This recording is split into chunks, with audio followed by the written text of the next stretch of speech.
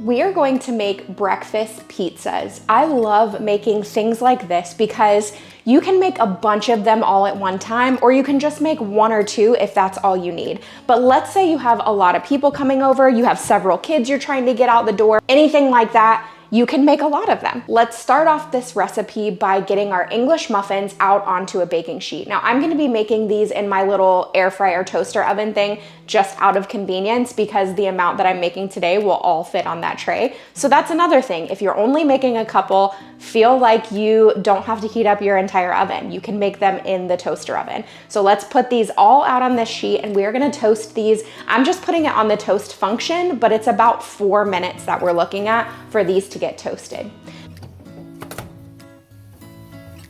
While the English muffins are in the toaster, let's get our egg mixture together. I am going to be using 4 eggs for this amount of English muffins. If you want to go heavier on the eggs, feel free to do that. But what I found is that 4 usually is a good amount for these 6 halves that we have in the toaster oven. So 4 eggs into this bowl. I like to add Greek yogurt into our eggs. Telling you, it makes them fluffier for some reason. It's kind of like adding sour cream into them or just something like that. But we add a little bit of Greek yogurt, which also adds a little bit more protein. And I also always add cottage cheese. Y'all, if you are not adding cottage cheese into your eggs, you are missing out, okay? It is delicious. It adds the best flavor to your eggs. So add in a little bit of cottage cheese. Both of these I end up going with maybe an 1/8 cup. It's a couple tablespoons. I don't really measure it. It's just completely by look.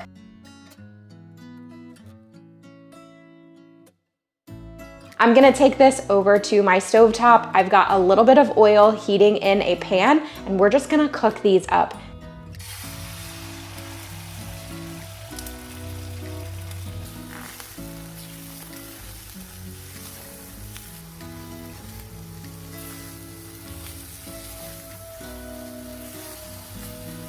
While these eggs are cooking, I'm actually gonna come back over to the countertop and we're going to butter those English muffins. So that 4-minute timer on the toast function is done. So let's go ahead and just put a little bit of butter on these because it just adds a richness to it that I think is really good.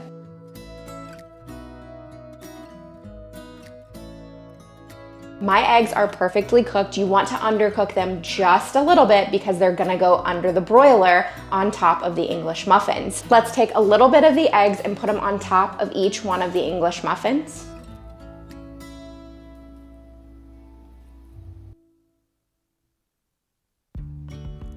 Now I already have pre-cooked bacon, which you guys know we make either bacon or sausage ahead of time almost every single week so that that's available. I'm going to take about a half piece of bacon per half of English muffin. So it's a whole piece of bacon per whole English muffin. So I'm using about 3 pieces of bacon overall here. We're going to just tear it into little pieces and put it all over the top of the egg mixture.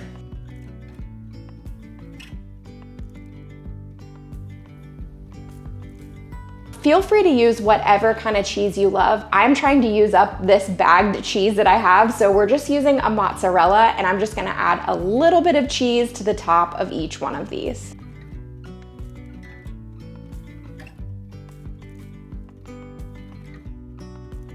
All right, these are going back into my toaster oven, but I'm gonna switch to broil because the main thing here that I want to do is just get that cheese nice and melted on the top. And if I can get a little bit of a brown color, that's even better. It's gonna take about 4 minutes, but you absolutely should watch this, okay? Because you don't wanna overdo it because the different ovens, this can happen really quickly. So I'm basically gonna be standing right over here, making sure everything is okay.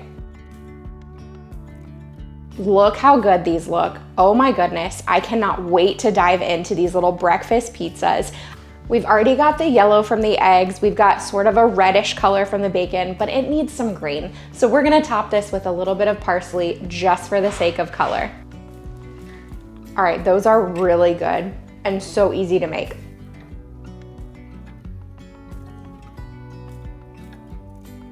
Now, before I even eat breakfast in the morning, I take my pre and probiotic. And I like to keep mine right here next to the coffee because that is the first thing that I think about when I wake up and come downstairs in the morning. You guys have already heard me talk about seed and how much I love it. I've been taking a product from Seed called DS01 for a couple of months now, and I absolutely love the results that I'm seeing. DS01 is a symbiotic, which means that it is a 24 strain probiotic and prebiotic in one. This was formulated with whole body benefits even beyond the gut. This daily symbiotic promotes good digestive health, heart health, skin health. It can help to ease the occasional gastrointestinal discomfort. It maintains a healthy gut barrier function, helps to maintain blood cholesterol levels that are already in the normal range, and it supports healthy skin. I personally have had no stomach discomfort since taking DS01, and I find that my skin is often so glowy and supple and fresh looking. If you guys have been around here for a while, you know that over the course of the past few years, we've been focusing more and more on our overall health. So we're really taking a hard look at nutrition labels, at the things that we put in our body and on our bodies. We've definitely learned more and more about how the things that we put into our bodies directly affects the way that we feel and outwardly, even how we look. I personally have noticed a huge change in my overall complexion since I started taking DS01. No matter what your diet or your restrictions are, this is perfect for everybody because it is gluten-free, dairy-free, soy-free, free of animal products, peanuts, GMOs, and preservatives. Since I've been taking this for a while, I had already received the glass storage container and the travel vial. So now when I need more, I just get a refill package that arrives in this combustible safe biofilm pouch. You'll see that it has a nice cushion around it so that it is nice and safe and protected. I also love that this comes with a little travel vial. Maybe you're the type of person who doesn't want to take something right when you wake up, pop it in your purse or in whatever bag you're carrying, take it to work with you and take it later on in the day. You can use my code BYRDS to get 25% off of your first month's supply of Seed's DS01 plus free shipping. Find the link in the description box below. If you click on that link, it'll take you right there. Lately, we have been basically surviving off of zucchini bread. Our garden is producing just a massive amount of zucchini right now. So I've been grating them up, and then whatever we don't use for that day, I've been freezing them in freezer safe bags so that we can basically have zucchini bread all year long. So we're gonna make another loaf. I have already some shredded zucchini here in this mixing bowl. This one is a little short of 4 cups. You're supposed to have about 4 cups, or if you're gonna make the recipe in half, you need 2 cups, obviously. This one is a little short, but that bag was a little short. To my zucchini that is already in here, I'm gonna add 3 eggs. And to those of you that suggested saving the eggshells for my garden, I have been doing that. Now, you guys have asked me a couple of times for my recipe for zucchini bread. Each time I make it, I adjust something by a little bit. If I feel like it has too much, too little, we'll make adjustments for the next time. I do think we're pretty close to it being exactly the way we want it though. I'm gonna add about 3/4 of a cup of sugar. You can go up to 2 cups of sugar. I just don't feel like it needs that at all. I feel like that's really excessive for zucchini bread. And so we go less. And then I also have brown sugar, and we're going to add about a 1/2 cup of brown sugar. So when it's packed, it's about a 1/2 cup. The cool thing about zucchini bread too is you don't have to add the things in like 2 separate orders. I love that. You can dump everything into the bowl and it bakes us perfectly. We need 3 cups of flour. I never measure this. I just need about 1.5 teaspoons of cinnamon. But this is one of those things, if you love cinnamon, add more. I don't really love cinnamon, so I usually go on the lighter side for that, honestly. I have also been adding this right here. This, I think it's Kos. I don't know if it's Kos or Kos, but I've been adding this chocolate flavored plant protein. It's an organic protein. I add this to our zucchini bread. It's an opportunity because my kids love this zucchini bread. I do too, honestly. Like, I'll come in here and grab little slices throughout the day, let's be real. But when you add in this protein, it's adding another macronutrient to it, which is fantastic. So I know that they're not just getting carbohydrates and fat out of this, they're also getting a decent amount of protein. So I like to add at least 2 full scoops of this into here, and I've gone up to 4 and it still tastes absolutely wonderful. For today, we are gonna add 4.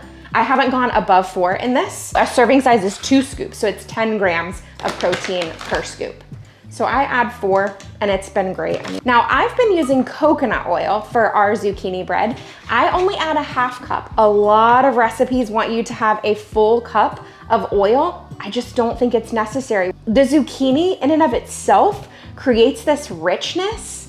And so I don't think you need it. I think a half cup has worked perfectly fine for each time that we've made this. We'll need baking soda and baking powder for this. And you guys know normally I like to sift these before I add them in, but I think it's in the dishwasher. Let me just check. I think it is. Oh, nope, it's not. This is just one of those where, you know, if it clumps up, it's disgusting when you get that bite of baking soda or baking powder. So for baking soda, we're adding 1 teaspoon. For baking powder, we are adding a ½ teaspoon. Just a teaspoon of salt. We will sift that in, and yes, there was gonna be some clumps in there, so I'm glad I did that. Now we can just put this here in the KitchenAid mixer, turn it on, and it's gonna mix the whole thing for me, which is just fantastic. Also, I'm just curious, as I'm doing this, I caught myself putting each ingredient away as I was done using it, and I feel like before I was filming for YouTube, I really didn't do that. I would clean up everything at the end, but you know, now I want at least my kitchen to be halfway decent. It's not immaculate or anything. I'm just curious, is that a habit that you normally do? Do you normally put each ingredient away after you're done using it? Or do you wait to the end and put everything away? Just random question there for you. So we're going to just mix this together. It really doesn't take but a couple seconds to just pull all together. I forgot to mention, another thing that we have done is you can add in a half or a whole banana and you just get another layer of flavor. So you can also add chocolate chips, which we have done many times. I just happen to be out of them right now. You could add walnuts, whatever you wanna add in, go ahead and add it. I also forgot to mention that my oven is preheated to 375 degrees. Now, I like to use a bundt pan, but you can use 2 loaf pans if that's your preference, if you make the full recipe. I think a bundt pan works perfectly, and one thing we like to do, we bake the whole thing, then after it's done, cut it in half and freeze 1/2. And that just helps it to last. I mean, usually we'll eat the half of it within 3 days, then pull out the other half. I'm only having to make it once a week. So a nice good spray on your pan is very helpful. This is a little thicker than sometimes it has been in the past because I did not let my zucchini thaw all the way. So then what happens is you mix that with your melted coconut oil and the coconut oil will start to harden back up. So if your zucchini is fresh, not out of the freezer, then you might find that your batter is a little more runny than this, and that's completely fine. It'll be fine either way. I've made it both ways and it's been perfect. Now, this can go in my 375 degree preheated oven. Usually takes 40 to 50 minutes. I usually check it around 45, 46 minutes. Put that toothpick in, see if it comes out clean. If it does, we can pull it.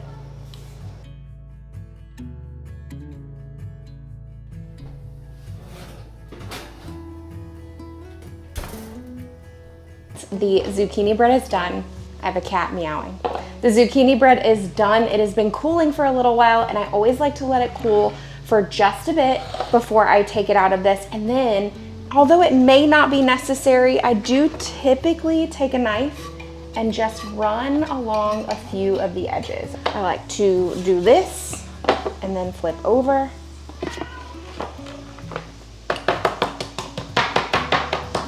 Do you think you want zucchini bread? Kitty kitty? And there you go. I love it. I love the way it looks every single time. Oh, and I was gonna show you. This is the reason why I needed to make more tonight, because we took this half out of the freezer last night, and as you can see, this is what's left. So about a quarter, which means it'll be done tomorrow, and we're gonna need this one.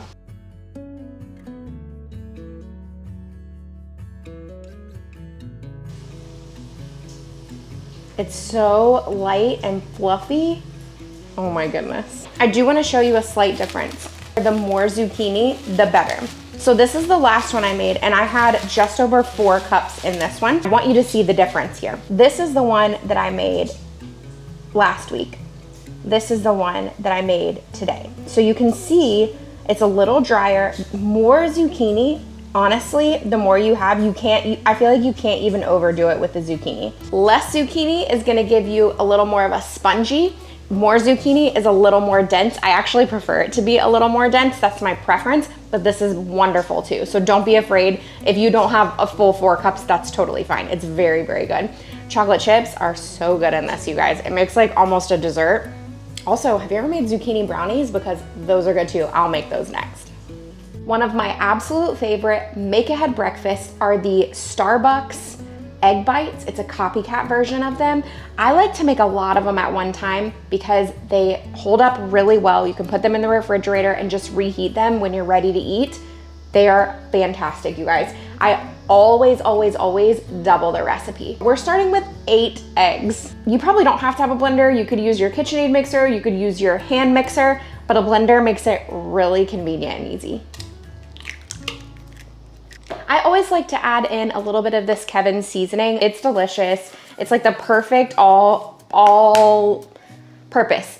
You can use it on anything, literally anything, and it's so good. We do like to also add in a little bit of garlic powder, maybe ½ teaspoon, and then I like to add a little bit of onion powder as well, again, about a ½ teaspoon. This is your secret ingredient. This is what is going to take it over the top. It's gonna be light and fluffy. It's gonna be so perfect. These things are gonna be, it's the coolest consistency, okay? So I use this brand right here of cottage cheese, and I'm telling you, if you ever use this brand, you will never go back because it's so delicious. It is good culture. It is a little bit pricey, but it's very good. It's 1/3 cup per 4 eggs, so we're gonna add 2/3 cup. I have also seen people add cream cheese instead of cottage cheese. I've seen people add heavy cream. There's something about the cottage cheese and the way that it creates like this whipped egg. It's so perfect. All right, also trust me on this, add a dash of Worcestershire. You don't need much, just like a ½ teaspoon or so. It adds the best flavor. Let me clean this stuff up a bit, and then we're gonna mix these together and start making those egg bites. I have this in my blender cup. We're just gonna attach it just like you would your normal blender.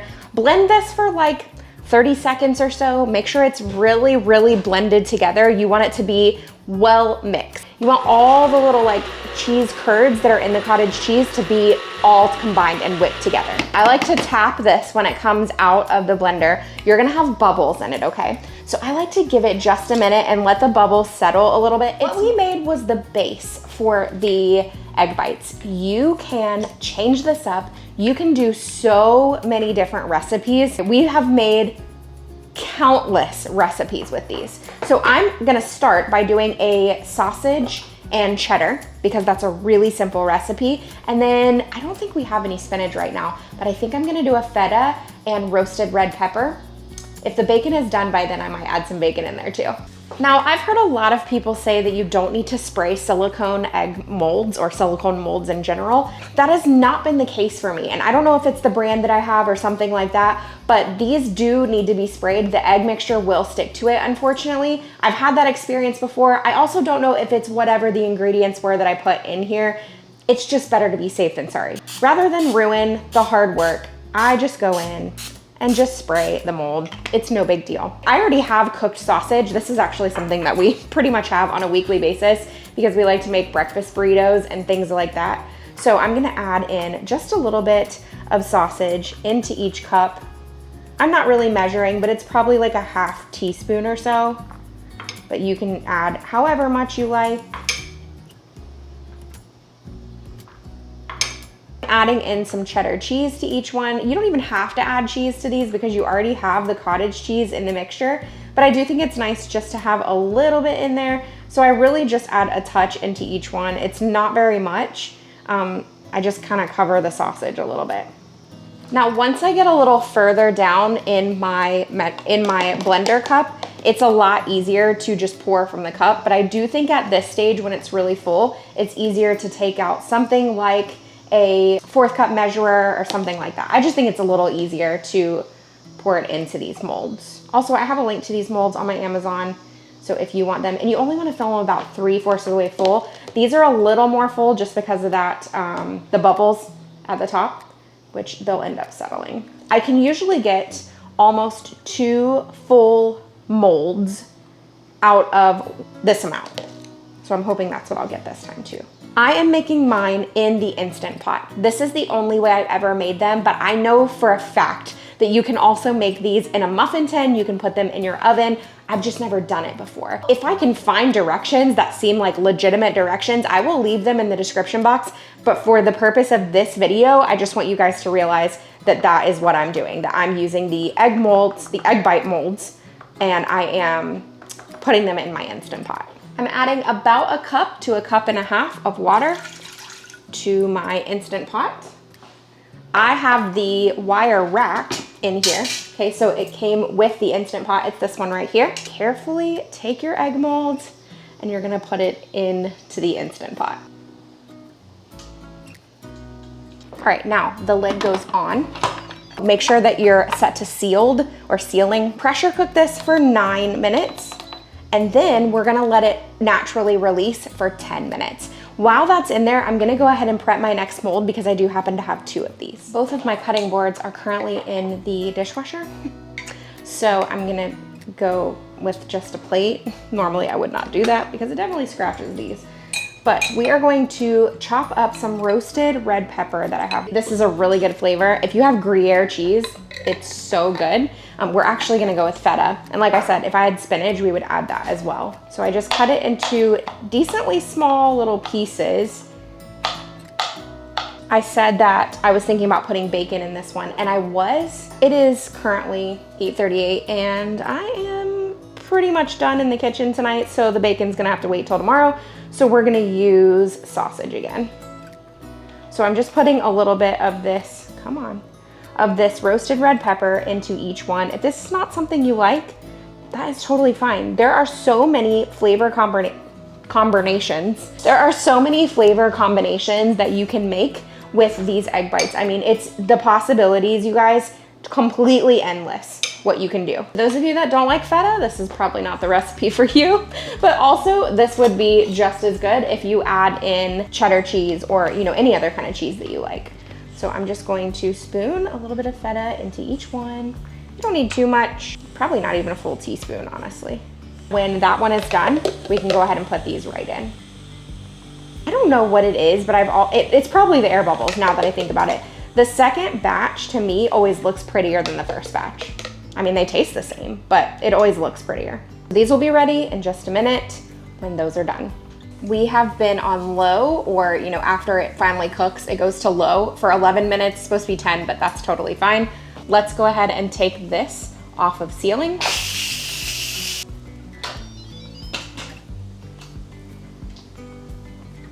They're so cool. Okay, so they pop up like that, but you can see they actually shrink back down into the mold once you open the lid. So we're gonna take these out and then we let them rest for 2 to 5 minutes before we turn them over onto a plate or something like that. These are okay, they taste great, but the second ones always look better for some reason.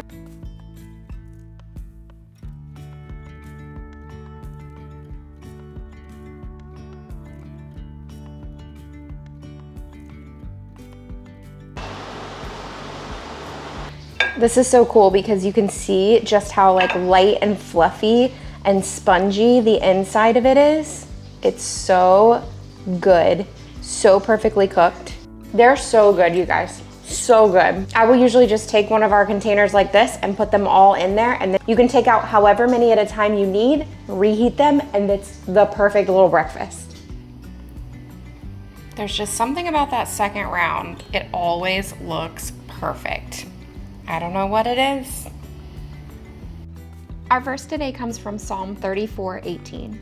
The Lord is near to the brokenhearted and saves the crushed in spirit. I hope you guys enjoyed today's video. Don't forget to go to my description box and click on the link for Seed, where you're gonna get 25% off your first month's supply plus free shipping. I'm telling you, you guys are gonna love this product as much as I do. I highly suggest that you stick around and watch this next video. You guys are gonna get even more inspiration there. I hope you're having a good week.